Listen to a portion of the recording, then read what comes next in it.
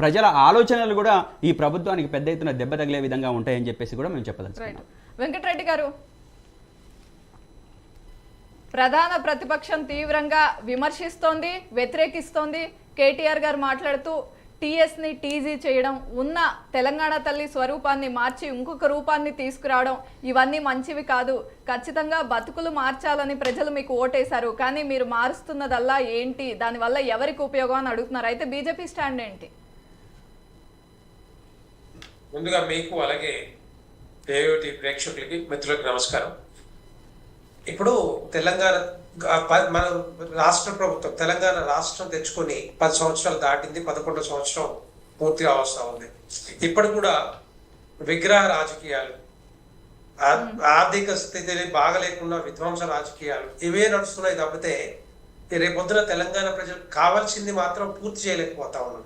అభివృద్ధి కానీ సంక్షేమ దృష్టిలో ఏ పార్టీ వచ్చినా, ఏ పార్టీలో రాష్ట్ర ప్రభుత్వం వచ్చినా కూడా దాన్ని పూర్తి చేయలేకపోతా ఉంది.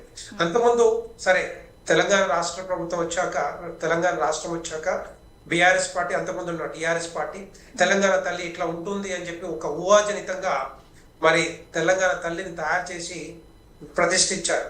అంటే ఏ పార్టీకి తోస్తే ఆ పార్టీ ఆ ఊహాజనిత దృశ్యాలు, రూపాలు మరి ఆ పార్టీ గవర్నమెంట్కి వచ్చిన తర్వాత మార్చుకుంటూ పోతే ఇది తెలంగాణ ప్రజలకు ఉపయోగపడుతుందా, లేకపోతే పార్టీలో ఉన్న మిగతా పార్టీల వాళ్ళకి ఉపయోగపడుతుందా, పార్టీ కార్యకర్తలు ఉపయోగపడుతుందా అర్థం కావట్లేదు.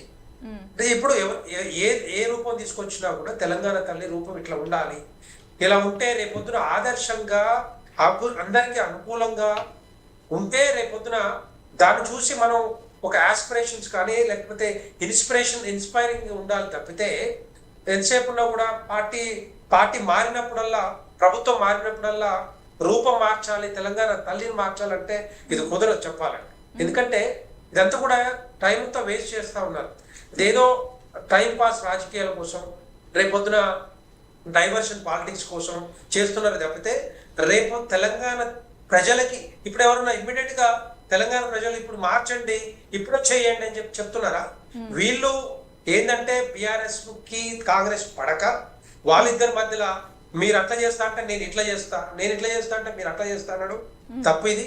ఎందుకంటే నేనేమంటున్నా అంటే ఇప్పుడు అంతకుముందు టీఆర్ఎస్ పార్టీ కానీ కేసీఆర్ గారు రాష్ట్రం వచ్చిన తర్వాత ఇలాంటి తెలంగాణ తల్లి రూపాలు కానీ ఇలాంటి ఏమైనా పర్మనెంట్ గా ఉండే చిహ్నాలు చేంజ్ చేసేటప్పుడు లేకపోతే ప్రతిష్ఠించేటప్పుడు డెఫినెట్ గా ఆల్ పార్టీ మీటింగ్ పిలిచి ఆల్ పార్టీ మీటింగ్ కాల్ఫర్ చేసి బీజేపీ పార్టీని లేకపోతే కాంగ్రెస్ పార్టీని కానీ ఇంకా మిగతా ప్రతిపక్ష పార్టీలు ఏవైతే ఉన్నాయో అప్పుడు తీసుకొని సలహా తీసుకొని ఇలా చేద్దాం అనుకుంటాం, మీ ఆలోచనలు మీ సలహాలు ఇవ్వండి అంటే అది వేరే రకంగా ఇట్లాంటి ఇష్యూస్ రాకపోయాయి. అంటే అప్పుడు అధికారికంగా ధృవీకరించలేదు కదండి అందరినీ అఖిలపక్ష సమావేశం నిర్వహించి ధృవీకరించడానికి. అది పిలవాలి కదా, పిలవలేదు. నాకు తెలిసినంత వరకు అయితే పిలవలేదు, పిలిచి చేయలేదు. వాళ్ళ ఇష్టం వచ్చినట్టుగా నేను ఇట్లా అనుకుంటున్నాం, ఇట్లా చేద్దాం అనుకుంటున్నాం అని చెప్పేసి వాళ్ళు మొదలు పెట్టారు. అది వాళ్ళు ప్రతిష్ఠించిన తర్వాత ఇప్పుడు గవర్నమెంట్ 10 సంవత్సరాల తర్వాత పార్టీ మారింది. పార్టీ మారినాక కాంగ్రెస్ పార్టీ వాళ్ళు మేము ఇట్లా అనుకుంటున్నాం, తెలంగాణ తల్లి ఇలా ఉండాలి అని చెప్పి వీళ్ళ వాదన. అందుకే మళ్ళీ తీసుకొచ్చి దాన్ని మార్చి ఇట్లా చేస్తా ఉన్నారు. నేనేమనుకుంటున్నానంటే సరే వాళ్ళు తీసుకొచ్చారు, బాగానే ఉంది. బీఆర్ఎస్ పార్టీ కేసీఆర్ గారు తీసుకొచ్చారు, ప్రతిష్ఠించారు. దాన్ని పోనీయకుండా ఇప్పుడు ఇమ్మీడియట్ గా అడిగినట్టుగా ఎవరు తెలంగాణ ప్రజలు ఇమ్మీడియట్ కోరుకున్నట్టుగా ఏం కనపట్లేదు కదా. That's not the reflection of the people కదా. నేను ఏమంటున్నానంటే ఇప్పుడు తెలంగాణ తల్లి రూపం తీసుకొస్తున్నారు కాంగ్రెస్ పార్టీ. ఉన్న నగలు ఏవైతే ఉన్నాయో తెలంగాణ తల్లి అంతమంది తీసుకొచ్చిన ఆ నగలన్నీ కూడా ఒక్కొక్కటి 6 గ్యారెంటీలకు అమలు చేయడానికో, లేకపోతే రుణమాఫీ అమలు చేయడానికో, లేకపోతే ఇంకొక 400 హామీలు అమలు చేయడానికో ఒక్కొక్కటి తీస్తున్నట్టుగా కనబడతా ఉంది కాంగ్రెస్ ప్రభుత్వం. ఇదంతా కూడా వీళ్ళకి ఆర్థిక స్థితి బాగు చేయలేక, ఇచ్చిన 6 గ్యారెంటీలు అమలు చేయలేక, ఇచ్చిన హామీలు అమలు చేయలేక, ఆర్థిక ఇన్వెస్ట్మెంట్స్ తేలేక, ఇవన్నీ కూడా ఏంటంటే డైవర్ట్ పాలిటిక్స్ కోసం తెలంగాణ ప్రజల్ని మభ్యపెట్టడానికి రోజు మేము పేపర్లో ఉండాలి, మీడియాలో ఉండాలి, తప్పితే మేము చేసేది ఏం లేదు అని చెప్పి రోజుకొక అంశం ముందు తీసుకొస్తా ఉన్నా, టైం పాస్ చేస్తా ఉన్నా.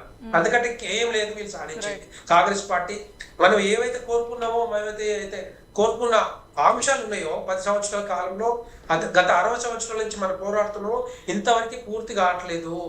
కాంగ్రెస్ పార్టీ ఇచ్చిన హామీలన్నీ కూడా అబద్ధ హామీలు, అమలు చేస్తున్నామని చెప్తున్నారు కానీ ఎక్కడ కూడా కనిపిస్తలేదు. 6 గ్యారెంటీలు మనం ఎప్పుడు చెప్తూనే ఉన్నాం. 6 గ్యారెంటీలు 13 అంశాలు నుండి ఇప్పటికీ 5 అంశాలు టచ్ చేశారు. ఇంకా 8 అంశాలు అట్లాగే ఉన్నాయి.